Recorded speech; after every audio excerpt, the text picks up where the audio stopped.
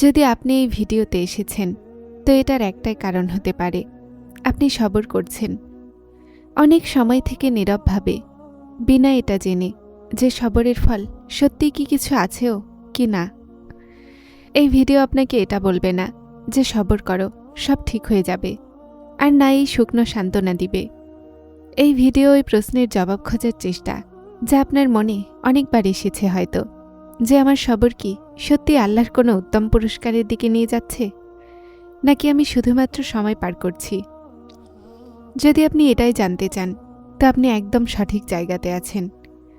আপনি একা নন। যদি আপনার মনে এই প্রশ্ন বারবার এসেছে তো বুঝে নিন, এই প্রশ্ন প্রতিটা সেই মানুষের মনে আসে যারা ভেঙে গিয়েও আল্লাহর সাথে জুড়ে যায়।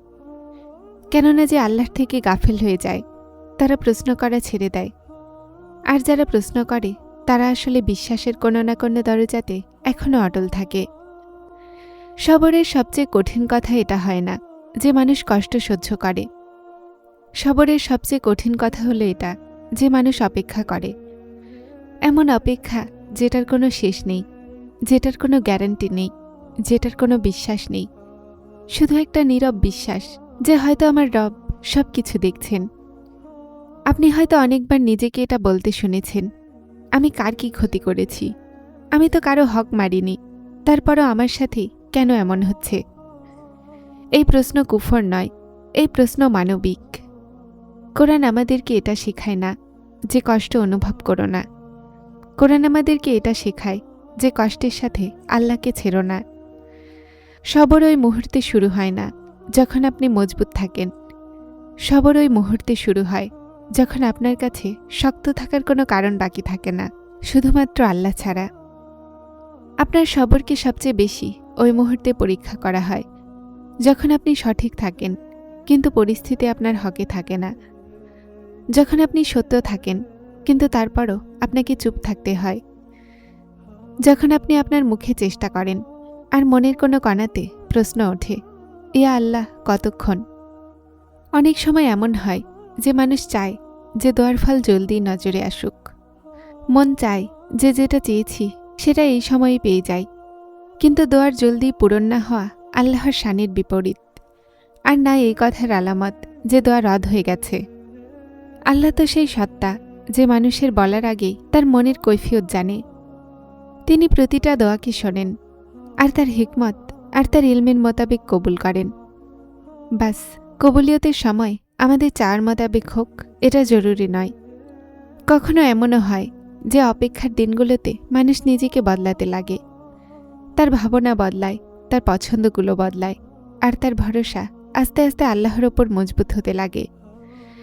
আপনি নিজে অনুভব করেছেন হয়তো যে সবরের দিনগুলোতে কিছু জিনিসগুলো যা কখনো খুব গুরুত্বপূর্ণ মনে হতো আস্তে আস্তে হঠাৎ গুরুত্বহীন হতে লাগে, আর সেই নাম যা আগে শুধু জবানে থাকত আল্লাহ, সেটা মনের আশ্রয় হয়ে যায়। এটা কোনো দাবি নয়, বরং এটা বাস্তবতা। যেমন প্রতিটা সবরকারী কোনো না কোনো দরজাতে নিজের জীবনে অনুভব করে। অনেক সময় সবরের সাথে সাথে একাকিত্ব এসে যায়, বন্ধুরা কমতে লাগে, কথা বোঝার মতো মানুষেরা পিছিয়ে থাকে, আর মানুষ ভাবতে লাগে যে আমি কি সত্যিই একা। কিন্তু এটাই সেই ধাপ হয় যেখানে মানুষের এটা বুঝে আসে যে আসল আশ্রয় মানুষ নয়, বরং আল্লাহ। আর এই বুঝি সবরকে সহ্য নয়, বরং ইবাদত বানিয়ে দেয়। যদি আজ আপনার মনে হচ্ছে যে সব দরজা বন্ধ হয়ে গেছে, তো একটু থেমে ভাবুন। জীবনের এমন মুহূর্তে মানুষের এটা বুঝে আসতে লাগে যে যেই দরজাগুলোতে সে ভরসা করে বসেছিল সেই সব কিছু ক্ষণস্থায়ী ছিল।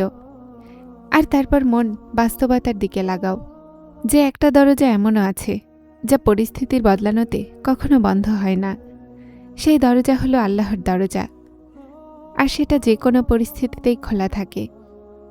আর অনেক সময় জীবন মানুষকে এমন মাকামে এনে দাঁড় করায় যেখানে সে থেমে ভাবতে লাগে যে যা কিছু তার কাছ থেকে কেড়ে নেওয়া হয়েছে সেটাই তার আসল পরিচয় ছিল না, আর যা কিছু তার কাছে ছিল সেটাই তার আসল পরিচয়। মানুষ যখন কোনো জিনিসের থেকে দূরে থাকে তো সে সবচেয়ে প্রথমে নিজেকে দোষী ভাবে। সে ভাবে যে হয়তো আমার মাঝে কোনো কমতি ছিল, হয়তো আমি দুর্বল ছিলাম, হয়তো আমি যথেষ্ট ছিলাম না। কিন্তু সময়ের সাথে সাথে মানুষের এটা বুঝে আসে যে তার মূল্য মানুষের আচরণে তৈরি হয় না। মানুষ বদলে যায়, পরিস্থিতি বদলে যায়, কিন্তু আল্লাহর কাছে বান্দার মূল্য তার ইখলাস, তার সবর আর তার বিশ্বাসের সাথে জুড়ে থাকে। প্রতিটা মানুষ একরকমের রাস্তা দিয়ে অতিক্রম করে না। কিছু রাস্তাগুলো সহজ হয়, আর কিছু রাস্তাগুলো নীরব, পরিবর্তন আর পরীক্ষায় ভরা থাকে। আর প্রতিটা অন্তর প্রতিটা রাস্তার বোঝা উঠাতে পারে না।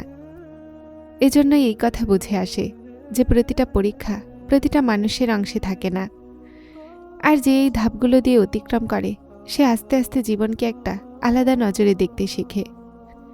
তোমার মনে হয় যে তুমি হেরে গেছো, কেননা তোমার হাত খালি, কিন্তু বাস্তবতা হলো এটা যে তুমি এখনো মজবুত আছো, কেননা তোমার মন এখন পর্যন্ত আল্লাহর সাথে জুড়ে আছে। এই দুনিয়া মানুষকে এটাই শেখায় যে যা দেখতে পাও সেটাই সব কিছু, কিন্তু সময়ের সাথে সাথে মানুষ এটা বুঝতে লাগে যে আসল ক্ষমতা সবসময় নজরে আসা জিনিসের মাঝে থাকে না। সেই বিশ্বাস যা কঠিন মুহূর্তেও মনকে সামলে রাখে, সেই দোয়া যা কথা ছাড়াও মনে জীবন্ত থাকে, সেই সবর যা মানুষকে ভাঙার পরও আল্লাহর সাথে জুড়ে রাখে। অনেক সময় এমন হয় যে মানুষ যখন সবচেয়ে বেশি দুর্বল অনুভব করে, তো সেই পরিস্থিতিতেই সে আল্লাহর সবচেয়ে নিকটে থাকে। সেই মুহূর্ত যখন সিজদা আপনা আপনিই লম্বা হয়ে যায়, যখন কথা স্বাদ ছেড়ে দেয় আর মন নীরবভাবে তার কথা বলে, এটা ওই মুহূর্তই হয় যেখানে মানুষ কাউকে দেখানোর জন্য নয়, বরং খাস হৃদয়ে তার রবের সামনে ঝুঁকে থাকে। আর এই ধারণাই ইবাদতের আসল রূহ। জীবনে পরীক্ষাগুলো আসে, আর এই পরীক্ষাগুলো মানুষের শক্তি, তার সবর আর তার বিশ্বাসকে সামনে আনে। এই মুহূর্ত মানুষের জন্য কষ্টদায়ক অবশ্যই হয়, কিন্তু এই মুহূর্তেই মানুষ নিজেকে চেনার সুযোগ পায়। এই পরীক্ষাগুলোর মাধ্যমেই মানুষ অনেক কিছু শিখে। কখনো সবরের শান বোঝা যায়, কখনো শুকরিয়ার কদর, আর কখনো এই অনুভূতি যে আসল আশ্রয় কোথায় থেকে পাওয়া যায়।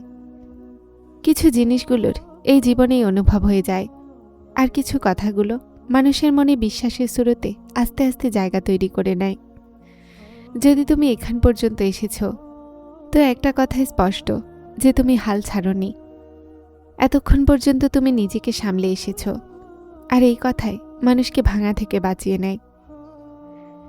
যারা চ্যানেলটিতে নতুন এসেছেন তারা হেদায়েত চ্যানেলটিকে সাবস্ক্রাইব করে আমার সাথে থাকুন এবং অবশ্যই ভিডিওগুলোকে লাইক শেয়ার করবেন। আসসালামু আলাইকুম।